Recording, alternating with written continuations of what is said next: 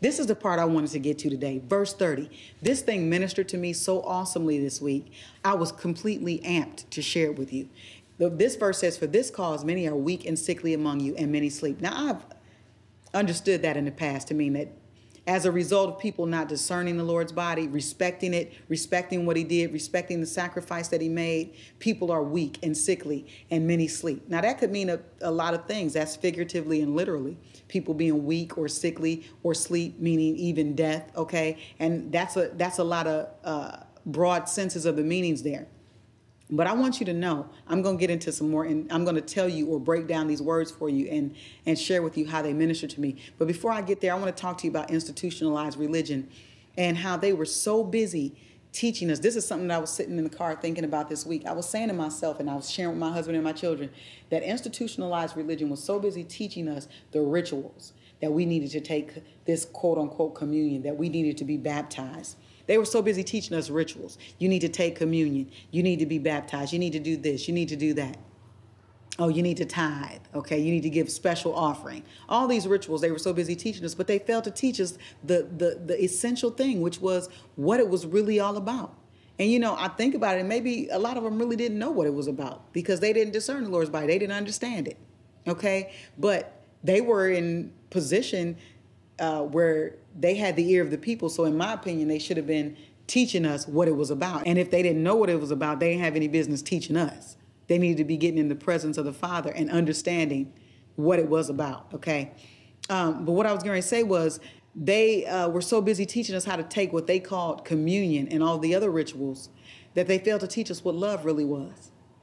You know, and love is the key to anybody's deliverance, to everybody's deliverance. If you want to be free from addiction, if you want to be free from any kind of sin, love is the key to that. That was what the Passover was all about. It was about love. What was this love? It was, I love my people so much. Yahweh loved his people so much that he had them put the blood on the sides of the posts and on the top of the doorpost. He said, if you do what I tell you to do, if you just obey me, I'll protect you. That's love. Yahshua spending the last few hours with his disciples. What was that about? And sharing with them what was to happen to him. What was that about? That was about love. What he shared with them at that time, at their last meal together, was how much he loved them. The things that he was talking about was about how much he loved him and how that love would benefit them when he was done sacrificing his life for them. I'm reminded of my teenage years and how much I struggled with fornication. It was the worst, okay? I had a hard time trying to figure out how to be free from this thing. But now that I'm older and I'm mature, I realize that the reason I was struggling was because I wasn't taught what love was. Sure, I was a sweet person. I was a kind person. And in a quote unquote sense, I was giving love as best I knew how, but I was not understanding how to receive love because, see, he is love.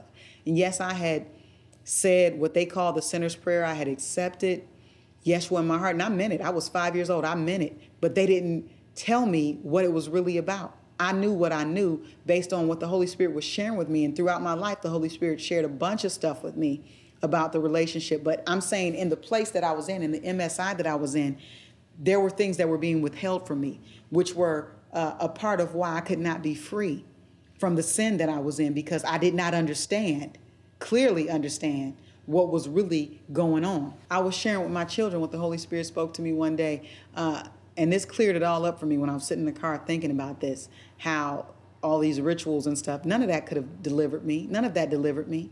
But this is what the Holy Spirit spoke to me. He said, it's not hard to do what you know how to do.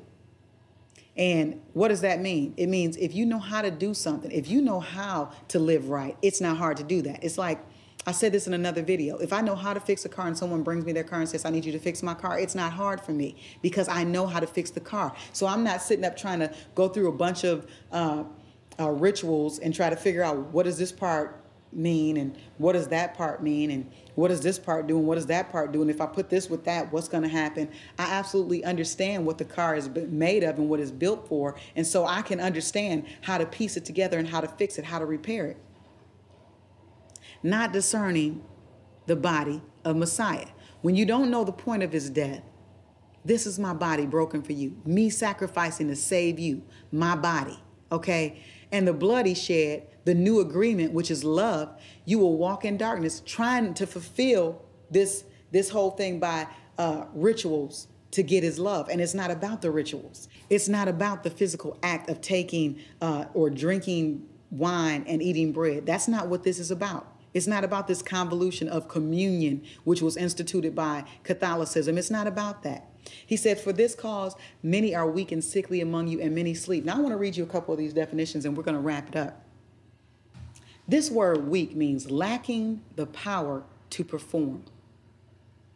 I'm telling you, when I thought about this, I was sitting in my office just absolutely in tears, because this absolutely described me in my teen years. And I know it absolutely describes those of you who are trying to be free from sin and don't know how. It's about you understanding what was done for you on that cross. It's about understanding what the sacrifice was, what the blood meant, what the body was about. That's what this is about. But weak meaning lacking the power to perform. I lacked the power to perform what I needed to perform. Lacking political or social power or influence. I had little influence, but I didn't have all the influence I should have had over people because of my position, because I was in sin. This word weak means of low standard, performing or performed of a low standard, okay? It also means liable to break or give way under pressure. Are you listening to these definitions? Easily damaged. This is what this word weak means. For this cause, many are weak. Many lack the power to perform, lack the power or influence. Many have low standard or perform at a low standard. Many are liable to break or give way under pressure, easily damaged. Many lack the force of character to hold to one's own decisions, beliefs, or principles. Many lack this. Many are not held or felt with such conviction or intensity as to prevent its being abandoned or dispelled. Many lack intensity or brightness. This is this word weak. And what's happening when you lack intensity? You're not shining. You're not representing like you should be. So your light is not bright. And you're not drawing people to you like that lighthouse in the middle of the water in a dangerous time. And you see, okay, I don't see the shore, but I see the lighthouse. And I know the lighthouse is so many feet away from the shore. You don't have that light, that bright light that's shining, that's drawing men to you, that you can have the opportunity to minister to them. Many are lacking flavor or effectiveness because of being heavily diluted. What does the Bible refer to us as? The salt of the earth. Well, if the salt loses its savor, what's it good for? Nothing.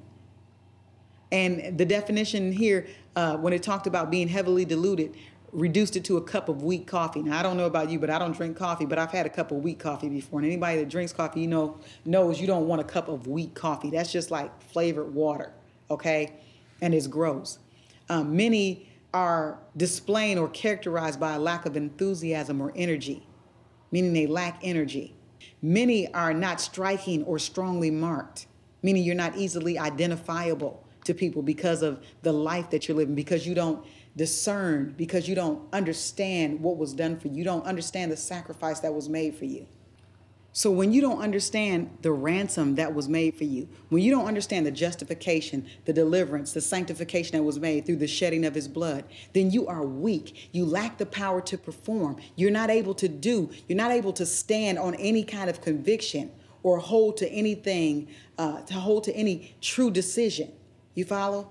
The dictionary concludes this word weak by saying someone who is weak lacks physical, mental, or moral strength. And then it says, but there's nothing to suggest what the cause of the lack of this strength might be. And we know that that's not the truth. It's the whole lack of discerning, identifying the purpose of the body, the purpose of why the body was broken, the purpose of the blood that was shed for you.